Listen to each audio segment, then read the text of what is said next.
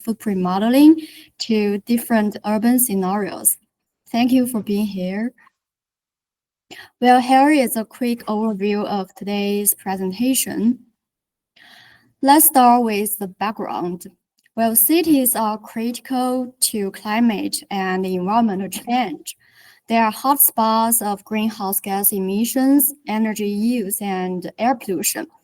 To understand what's happening in urban environments, we need accurate urban observations. These include measurements of carbon dioxide, NOx, ozone, and other key scalars. And these observations help us track emissions, study air quality, and monitor how cities interact with the atmosphere. But here is the thing. Measurements just tell us what is happening, but they don't tell us where it's coming from. When we study urban air pollution, one big challenge is we don't actually know where the pollution is coming from, but we want to know. And that's why we need footprint to link the observed signal to its source area. So what are footprints? In atmospheric science, a footprint refers to the source area on the ground that contributes to a measurement taken at a specific sensor. In other words, the footprint tells us which surfaces contributed and how much each area influenced the measurement. And it depends on many factors like wind speed, wind direction, atmospheric stability, and how high the sensor is placed. But we can't see footprints. So since we don't know the exact distribution of the footprint, we need to simulate it. The footprint is simulated using a backward Lagrangian stochastic model. And the idea is simple. Instead of releasing particles from the surface and tracking them, we do the reverse. We release virtual particles backward in time from the sensor and track where they came from. Each particle follows a trajectory based on turbulent motion described by a Lagrangian equation, and this equation includes both mean wind and the random component to represent turbulence. As particles move backward, we record what they touch, where they touch the surface, and that gives us the footprint. In this model, the urban canyon is represented using an idealized geometry.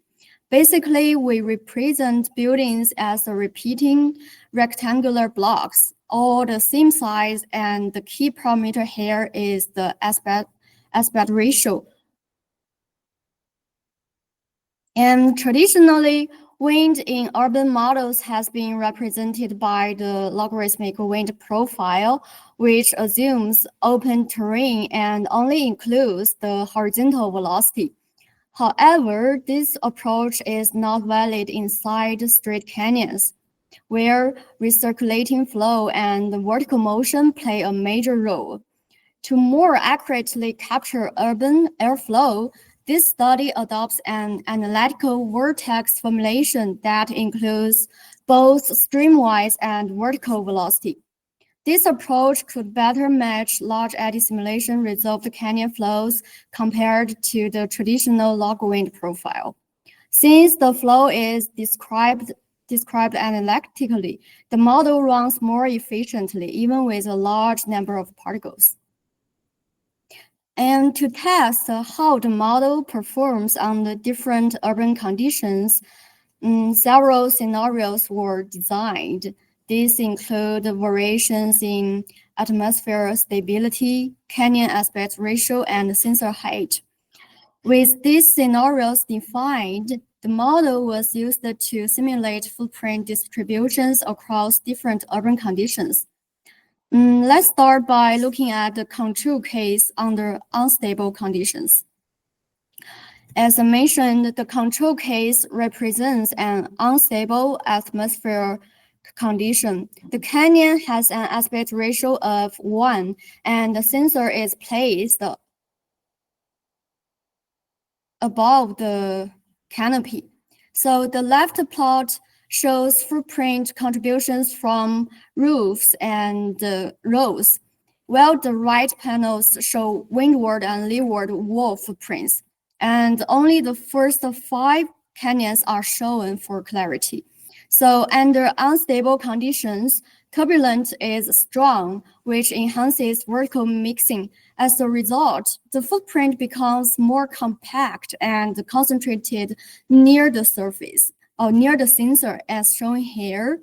And the roof surface shows the highest contribution as particles are more easily transported upward in unstable conditions. And this scenario examines the effect of sensor height on the footprint. Here, the sensor is placed within the canyon, urban canyon at a height of about 7 meters below roof level. As shown in the left plot, the footprint becomes highly localized, with nearly all contributions coming from the first canyon. There is a minimum influence from distant surfaces, and the roof contribution is negligible. Since vertical transport is limited at this height, on the right, the wall plots show a strong signal from the leeward wall of the first canyon, while the windward wall contributions much less. And this pattern reflects the behavior of the primary vortex, which carries particles upward along the leeward wall. So to summarize this part, when the sensor is placed higher, for example, above the rooftop, it captures a broader footprint that integrates signals from multiple sources. But when the sensor is located lower, like inside the straight canyon, the footprints becomes much more localized.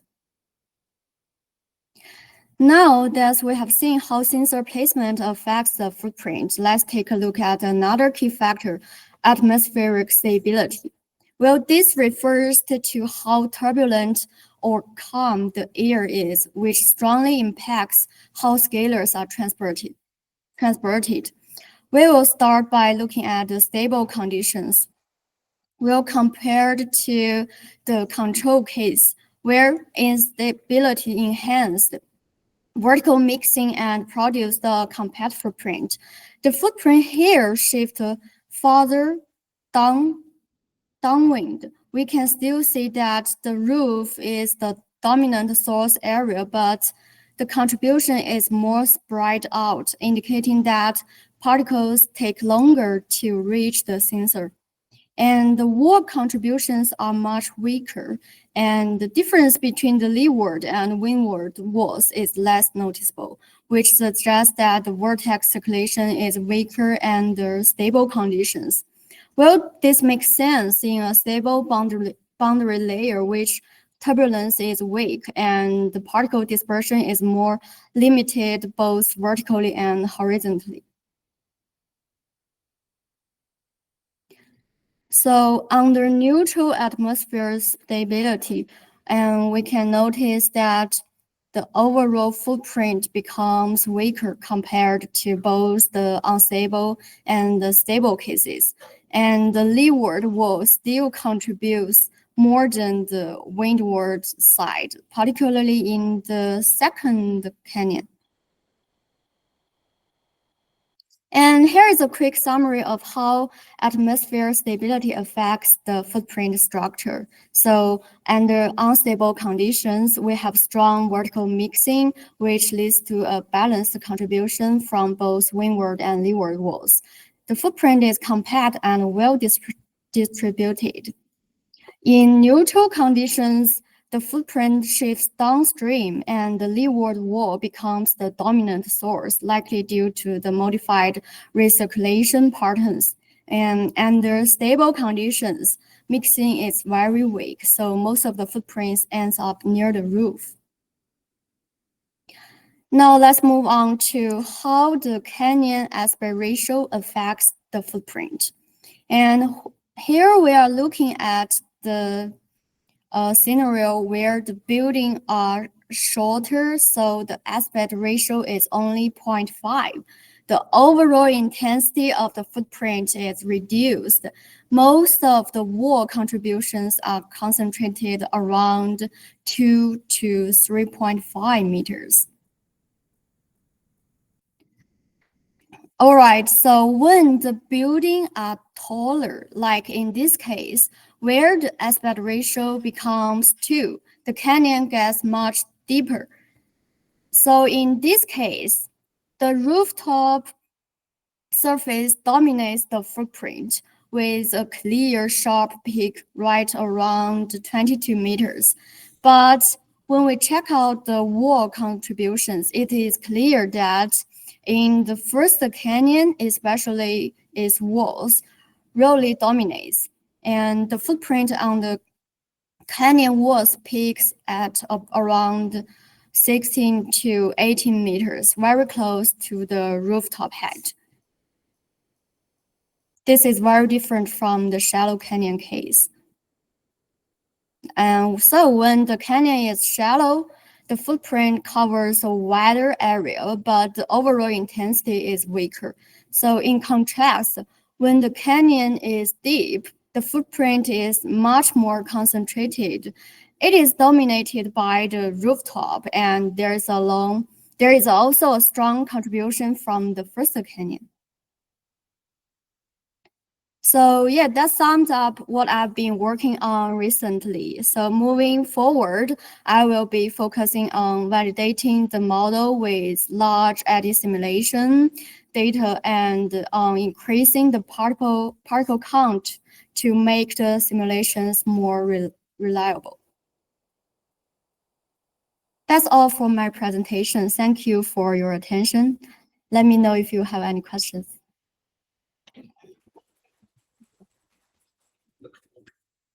Questions from the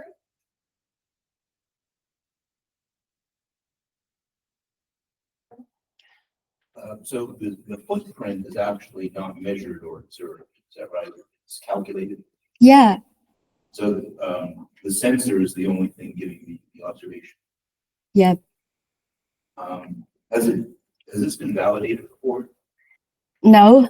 Oh, before I think it's validated with the analytical results and also the large-eddy simulation results. Okay. Yeah. The technique that does the calculation, you didn't talk about that. Yeah, because I haven't finished the part of the validation. What is the technique? How does it work? Oh, so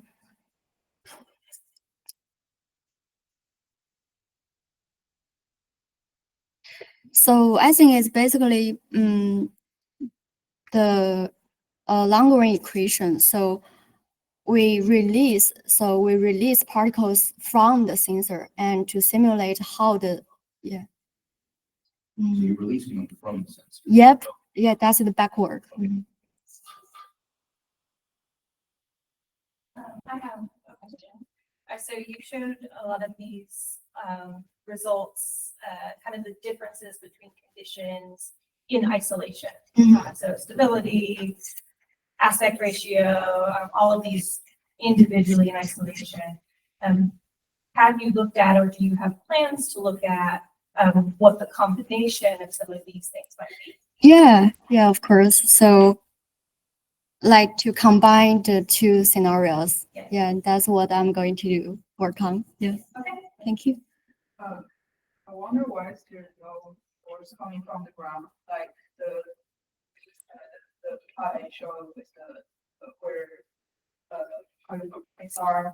Yes. So there are like dips within the canyon. Yeah. So yeah. Why makes sense to me? Why is there no standing influence on the ground? Yeah, good question, because I think it's because the time step I simulated. So the particles have not enough time to reach the ground. So I will increase the time steps to maybe like 5,000. Then the result will show the footprint from the road.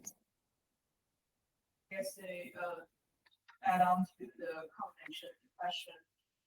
I was thinking that purchase numbers of buoyancy and shear. Wonder if like adjusting the wind speed, rotor simulation will work, like different wind speed, and how that will change the trajectory. So Just a suggestion. The numbers- yeah, thank you.